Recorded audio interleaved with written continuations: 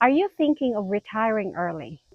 If you are, then it is time to make the right moves now. Here are 3 financial power moves that we took to retire early in our early 50s and early 60s. Today's video in Thrive at Retirement and at Thrive Talks podcast, we share the 3 financial power moves that we took to retire early.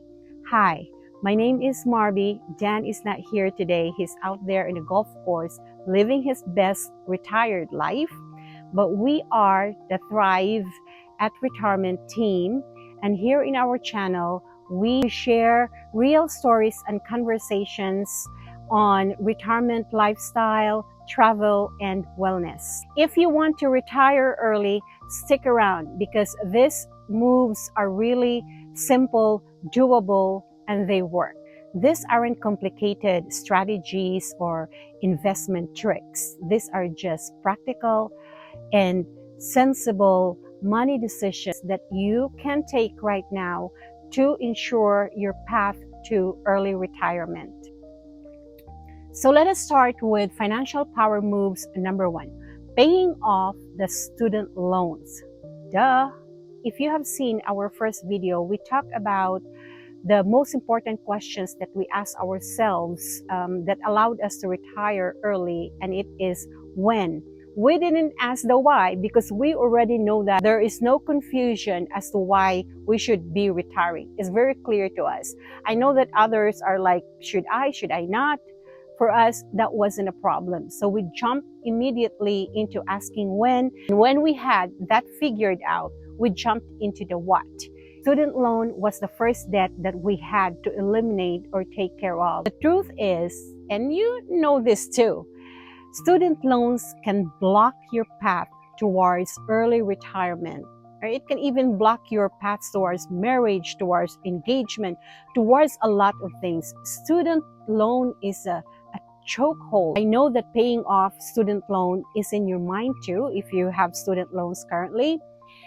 And I also know that it's very easy to sort of push that aside because the bill comes every month, you open it, you pay them monthly, you pay them on time, and the amount too is affordable. So you don't set the priority to pay them. You know, it's just like any other bill. But my friend, student loan is going to catch up on you in a way that makes it difficult for you to move forward and to have tractions in your retirement planning. You got to take care of that. The topic of student loan for me is very significant, and I believe it warrants its own episode, its own video. So how we paid our student loan is going to be the topic that I will be sharing next week. So make sure that you are subscribed to the channel and that you are tuned in so that you will not miss out on the information on how we once and for all put an end to our student loans. So power moves number 2, build your emergency fund. And why do we need to do this? Because in retirement, emergencies, medical bills, vehicle breakdown, flood in the basement, whatever, they continue. They don't stop just because you're retired. So it is very important that you build your emergency fund. And this is how we build ours. Yes, we listened to Dave Ramsey, and Dave Ramsey said to get a beginner emergency fund of $1,000. We did that. But we also know that $1,000 is not enough for emergency. For example, last week, our daughter had to go to an oral surgeon because she needs 4 of her wisdom tooth removed. And we paid $1,600 out of the pocket. And that is with insurance already. So $1,000 really is not enough, but it is a good start. According to Dave Ramsey, $1,000 is most of the emergencies in life can be funded with $1,000. So yeah, but we did not stop there. What we did was, as soon as we have $1,000, we open a CD account in a bank. CD is certificate of deposit, where it matures after 1 month, but we also made an arrangement with the bank that when it matures and we don't call them and we don't need the money, that it auto invests itself. And once we have that $1,000 CD, we continue saving another couple of thousands. And when we had that, we went to the bank again and opened a CD account that matures in 2 months and also gets reinvested in 2 months if we don't need it. And then after that, we came up with another $3,000. And once we had the $3,000, we went to the bank, opened another CD accounts that matures in 3 months and also gets reinvested every 3 months. In other words, we did a CD ladder. Now, CD ladder or certificate of deposit ladder, I learned that from Susie Orman. Used to listen to Susie Orman long time ago, and that's what I learned from her. The most critical part of building an emergency fund is your first thousand.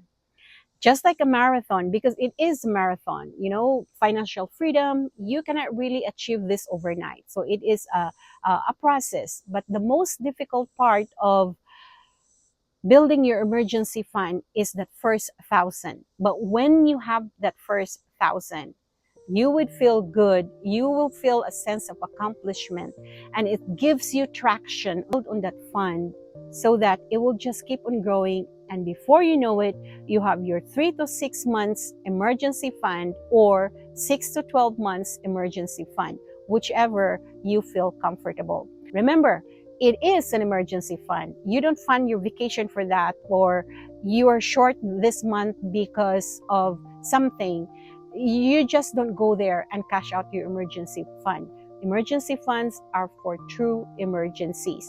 Do not mix that money with your checking account. It has to be separate, because if you don't, you're going to end up spending that because everything will feel like they're emergencies. Having an emergency fund is very critical in retirement. It gives you a peace of mind, and it gives you also the confidence to step away from full-time job. Financial power moves number 3 is paying off your vehicle. It's a no-brainer. You don't want to get into retirement with a lot of vehicle payments. In our case, we paid 2 vehicles. We made sure that we paid them off so that in retirement, we don't have those 2 car payments anymore. You want to be as debt-free as you can. Pay as much debt as you can. And for us, paying the student loan, building the emergency fund, and paying the vehicles were the 3 power moves that we had to do in order for us to retire early. Now, these moves aren't flashy, but they really give us freedom. They give us peace of mind. They give us flexibilities in retirement. And that is very important. You don't want to spend your retirement worrying about bills, worrying about something might break and you have no money to cover those, and worrying about the student loan agencies calling you and saying that they're going to garnish whatever money you have. Now, we'd like to hear from you. Which of these power moves are you working on, or which one would you like to start first? Comment down below. We'd love to hear your stories, and I'm sure that a lot of people would like to hear from you too. And subscribe for weekly tips on retirement planning, travel, and wellness. Until then, keep thriving, and we will see you next week.